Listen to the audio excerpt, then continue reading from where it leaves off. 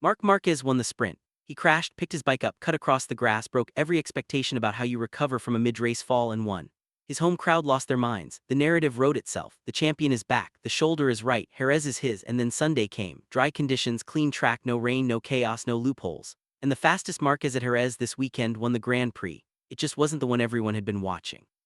So why has almost nobody said that clearly? And what does it actually mean for the 2026 title that Marc's little brother just outran him when the conditions removed every excuse? Let's start with what the weekend looked like on paper, because the paper is hiding something. Friday practice, dry, representative, the kind of session that tells you what the pecking order actually is. Alex Marquez topped it by more than 3:10. He was the only rider to lap in the 1 minute 35 seconds. Marc, after Friday, publicly described a podium ambition as optimistic. That is not a factory team champion sandbagging. That is the defending world champion on his home circuit saying out loud that his dry pace does not put him on the top step. And Marc was fifth in the championship at that point, motivated, fit, on home turf with everything to prove. The optimistic comment was the most honest thing said all weekend. Nobody in the paddock treated it as the story they should have, because Saturday complicated everything in the best possible way for Marc's reputation.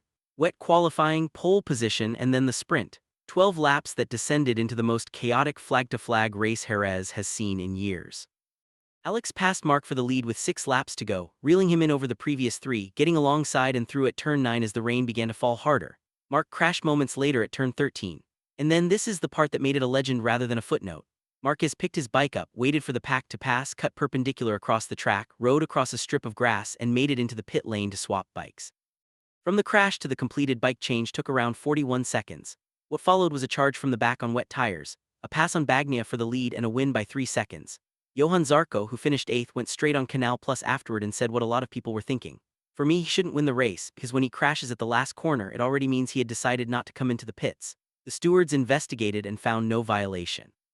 The rules protect the inside white line on pit entry, not the outside. And Marquez stayed clear of every green-painted penalty zone. Marc's defense was precise. They say that you don't get a penalty if you don't gain time, don't create a dangerous situation, and don't shortcut a corner via the service road. I have nothing more to say about it, and he was right. He knew exactly which loophole he was standing in. And oh yeah, before Sunday's race, after winning the sprint, after the celebrations, after the crowd noise died down, Marc Marquez stood in front of the media and said this about his brother. Alex is faster than me. Already yesterday he was half a second quicker on a fast lap, and on the rhythm it was 3 or 4 tenths. The favorite is Alex because he rides in a very good way.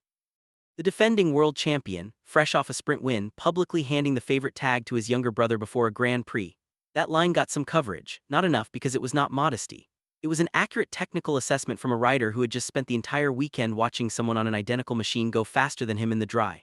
And this is where the story changes, because Sunday in Jerez was dry. No rain, no chaos, no loophole moment, just 25 laps on a representative circuit with everyone running the same tires and the same conditions. Alex led from lap 2, made his move at turn 6, and built a gap that Bezzecchi spent the entire race trying to close. Marc was somewhere behind, not leading, not challenging, not converting his sprint win momentum into Grand Prix pace. He crashed out at turn 11 in the early stages. Not a contact crash, not a mechanical failure, a front end that went in the middle of a race he was not controlling.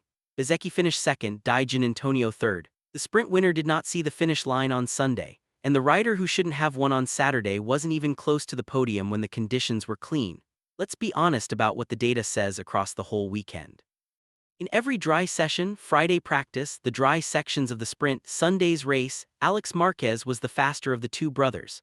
Marc was quicker in the wet on Saturday morning. He made a smarter decision at a critical moment in the sprint. He won on Saturday by being the cleverest man on the grid when the weather gave him an opening nobody else saw coming. And on Sunday, when the cleverness didn't apply and the weather gave nobody anything, the pace gap visible since Friday morning showed up exactly where it should. The tear-off that fell from Alex's visor on the grid and lodged under Bezzecchi's Aprilia was the kind of freak moment that defines chaotic weekends. But it didn't define Alex's Sunday. His pace did. People thought the story of the Jerez weekend was about Marc Marquez and his extraordinary sprint win. It was really about Alex Marquez and the dry pace that sprint win helped everyone ignore. Marc won on Saturday by being the smartest rider in the paddock when the rain arrived at the right corner. That was real. That took nerve and precision. But Alex won Sunday by being the fastest rider on track in dry conditions. And that is a different kind of winning. At this circuit across this entire weekend, those were two different people.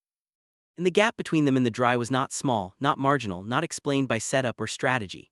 It was 3 to 4:10 on race rhythm. Marc confirmed it himself. That is not a satellite rider punching above his weight. That is a rider who is currently operating at a level his factory brother has not yet reached when the conditions stop protecting him. So does this change the title picture? Marc closed to within 24 points of Bezzecchi after the sprint. The Sunday DNF will have reversed much of that gain. But the bigger question is not the points. It is the pattern. If Alex Marquez is genuinely the faster Gresini rider in dry conditions right now, and the entire Jerez weekend says he is, then Gresini enters the title conversation in a way nobody accounted for. And Marc faces a problem he cannot win his way around. He cannot manufacture rain every Sunday. He cannot always find the right corner to crash at the right moment. At some point, the pace has to come from the bike doing what it needs to do in the first 3 laps. And at Jerez in the dry, it was his brother's bike doing that better. That should worry everyone who has writ Alex Marquez off as a satellite rider on a good run. And it should concern everyone who assumed Marc's sprint win meant the reset had arrived. Let us know in the comments below. And once you do that, make sure to click on the video appearing on your screen right now.